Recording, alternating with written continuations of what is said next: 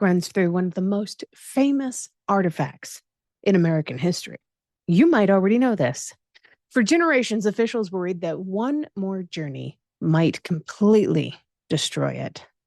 Yet in 1915, they loaded it up onto a train anyway, and what followed was a cross-country pilgrimage unlike anything America had ever seen. Millions came to watch. That is not an exaggeration. Thousands waited by the tracks. Entire towns stopped what they were doing. And before the story is even over, that same bell will survive a continent-spanning journey, becoming a centerpiece of a World's Fair, and somehow end up at the center of one of the most successful and controversial April Fool's pranks in American history. This is the story of the Liberty Bell's last great adventure.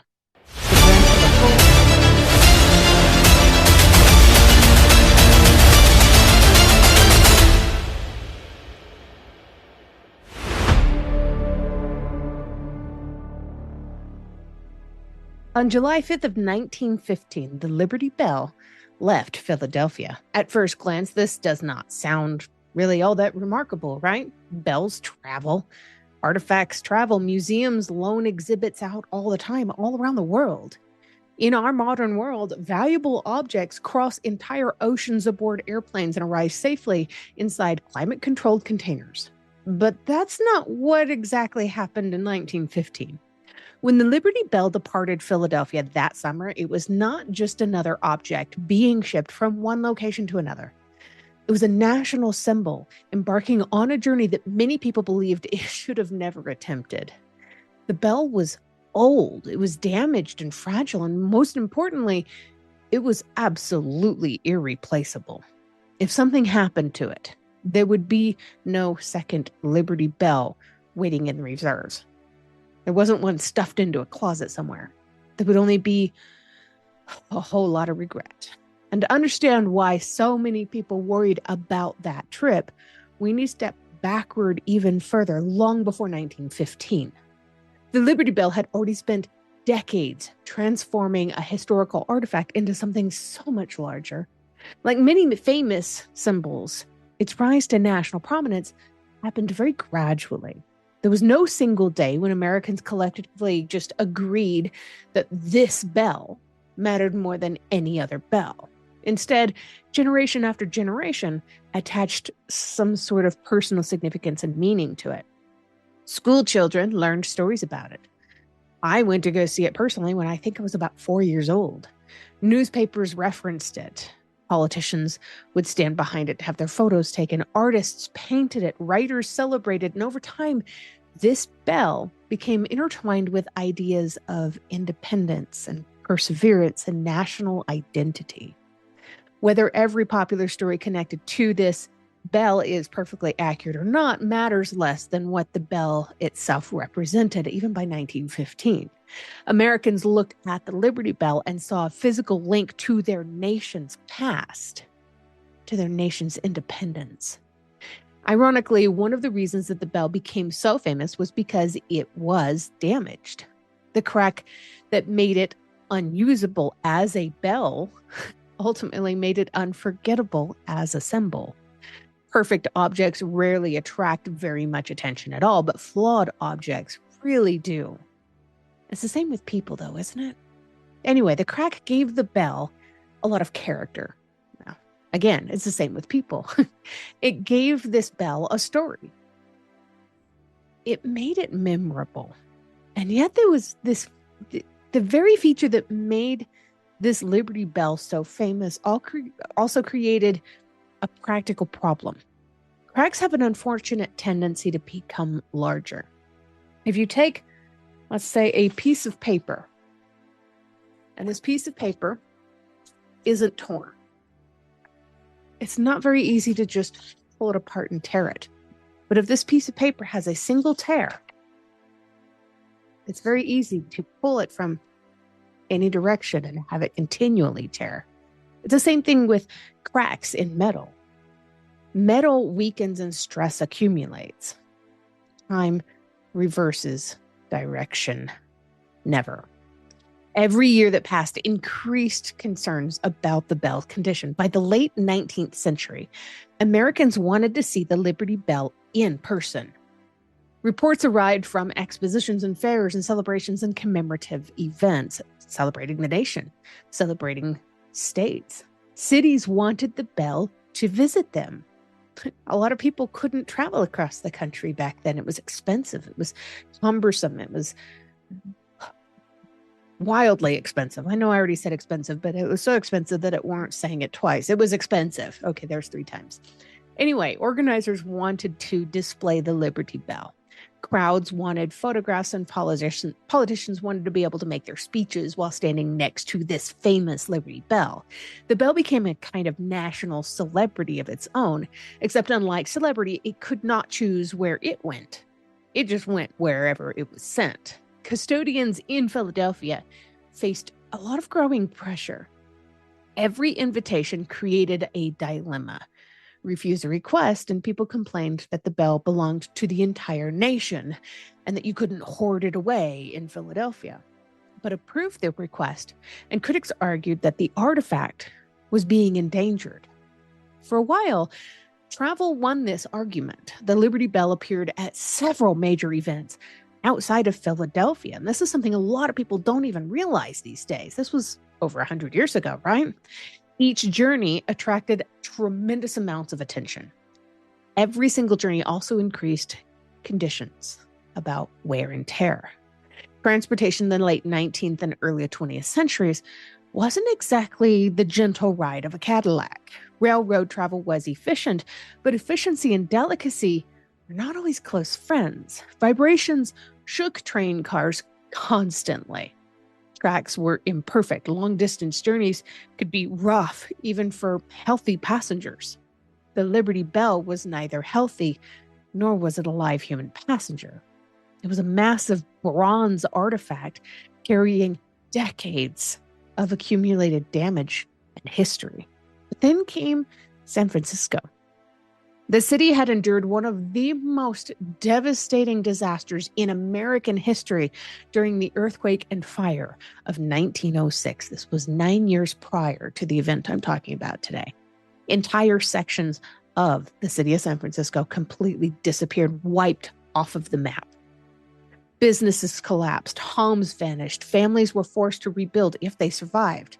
They had to rebuild their lives from the ground up. Yet cities, like people, sometimes reveal their character after a tragedy rather than before it.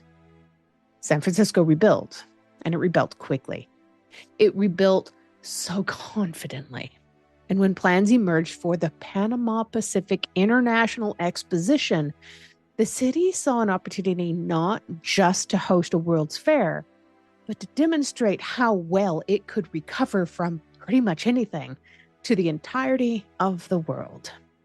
Officially, the exposition celebrated the completion of the Panama Canal. I mean, that achievement alone was enough to justify a major international event. Odd that they would do this in San Francisco, but okay. The canal fundamentally altered global shipping.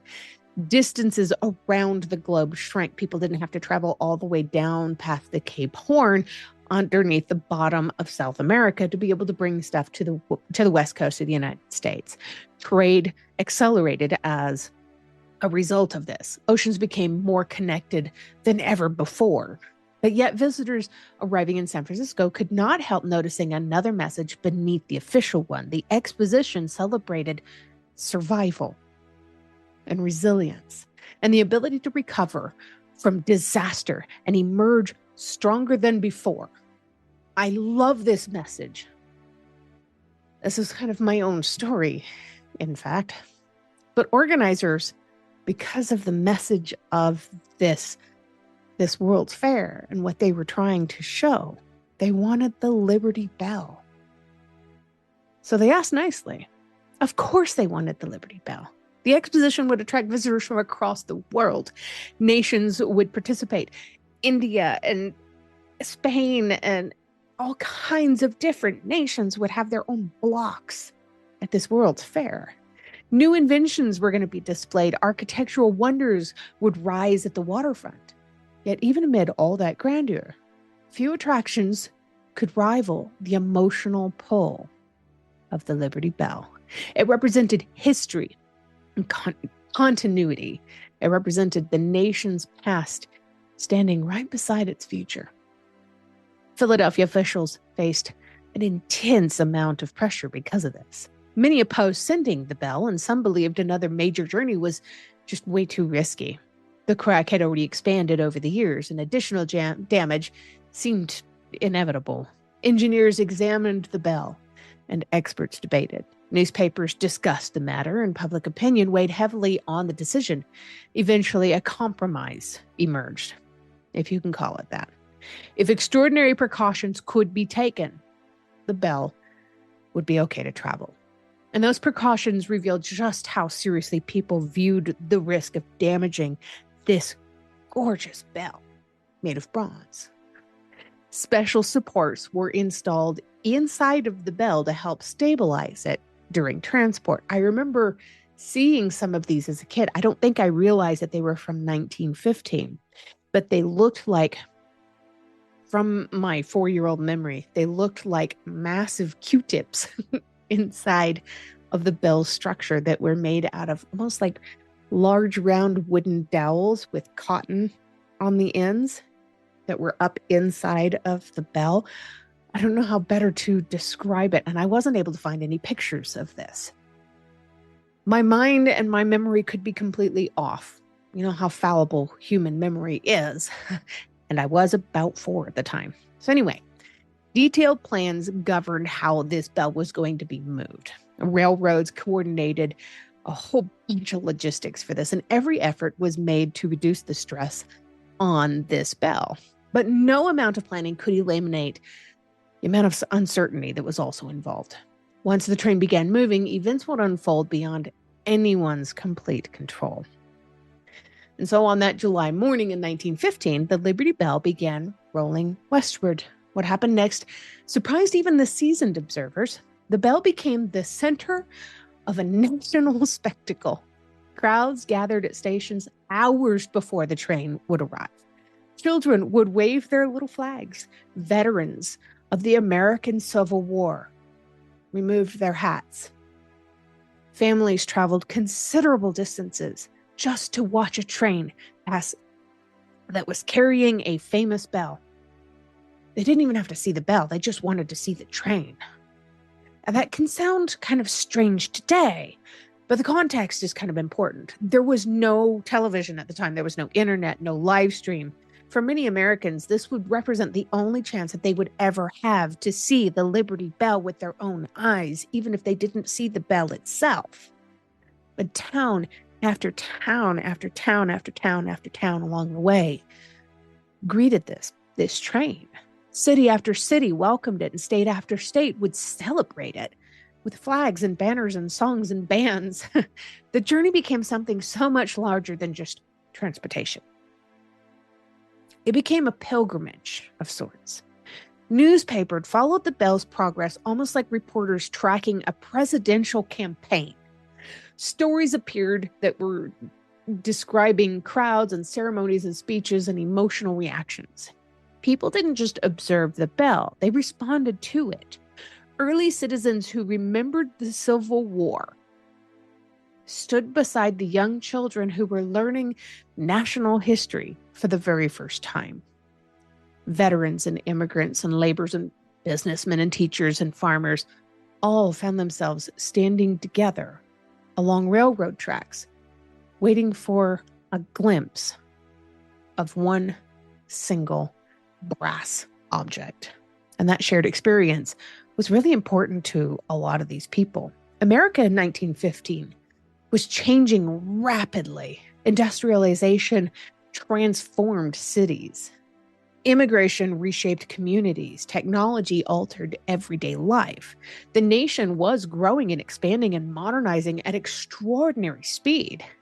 Amid all of that change, the Liberty Bell resembled continuity. It connected past and present. It reminded people that however much the nation changed, some symbols, some things would always endure. By the time the train approached California finally, millions of Americans had Americans had already seen the Liberty Bell. And ahead, waiting in San Francisco, stood one of the grandest exhibitions the world had ever witnessed. At the very end of the credits, if you've ever seen an episode of History Happens, you'll notice that during the credit spinning, you'll see a bunch of pictures usually around the edges where I put up different pictures of the events or the item that I'm talking about or something like that. After that, it goes into kind of like a flip screen of all the other episodes and stuff that I've done through the show. I've started in recent months doing this last second thing toward the end of that flip screen, where the very last picture that's going to fly up on the screen is going to be something that is also related to this current episode.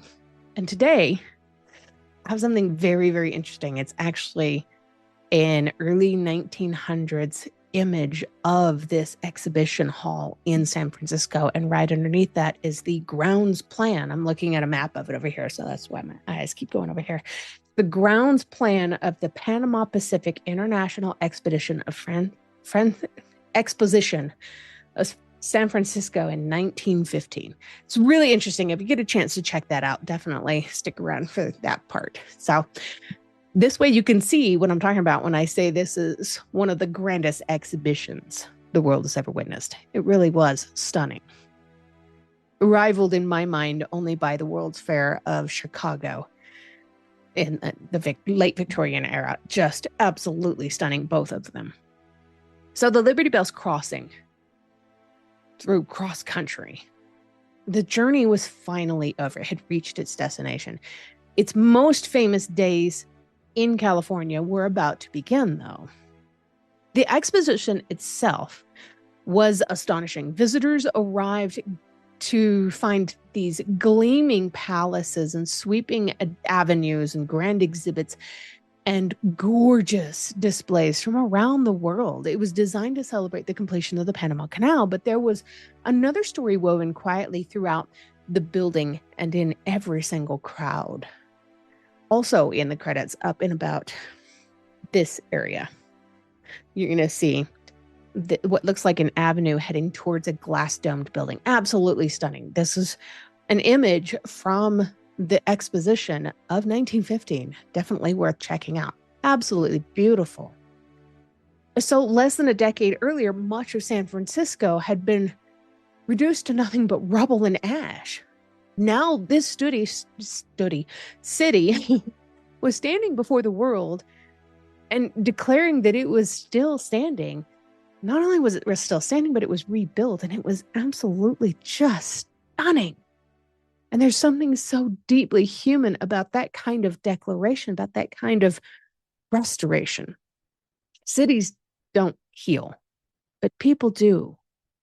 Brick by brick and street by street and family by family. And the exposition was proof of all of that effort, of 9 years of work of rebuilding. And among all the attractions, one elderly bell from Philadelphia drew some of the longest lines. Visitors came by the thousands and then by the tens of thousands. Many approached quietly. Some removed their hats. Some posed for photographs. Others simply stood there for a moment and looked at it. There was no sound to hear from the Liberty Bell. The crack had long ago ended its career as a functioning bell, but yet silence did not lessen this impact. If anything, the silence seemed to deepen it somehow. The bell no longer spoke through its ringing. It didn't have a voice of its own, but it spoke through memory. And this is a strange thing about historical objects. Their greatest power often comes after they have stopped performing their original purpose. Meanwhile, officials back in Philadelphia watched nervously from a distance. Every day the bell remained away from home was another day that something might happen. The trip west was a success. The exposition was a success. The crowds were massively enormous, yet none of that changed the basic reality of the whole thing. The bell was still fragile and it was cracked and it had to come home. Success has a way of making people forget risks until those risks begin again. The return journey loomed over everything, like the final chapter of a mystery whose ending hadn't quite been written yet. Fortunately, the trip home proved to be just as successful as the trip out, but there's no way they could have predicted that on the first trip. The Liberty Bell returned to Philadelphia intact, and relief spread through the city. All of Philadelphia seemed to breathe a sigh of relief. Officials had gambled with one of the nation's most treasured artifacts, and they'd won the gamble. But the experience left a lasting impression. They had seen the crowds and had witnessed the logistics, and they had worried through every single mile. And they had finally reached a conclusion that would shape the rest of the Bell's history. This would be the very last major journey. Future invitations would come and requests would continue. Admirers would ask, of course, and politicians would pressure them to have it at their inaugurations. But Philadelphia's custodians increasingly believed the risk was simply not worth taking again. What happened next was perhaps the most remarkable part of the story.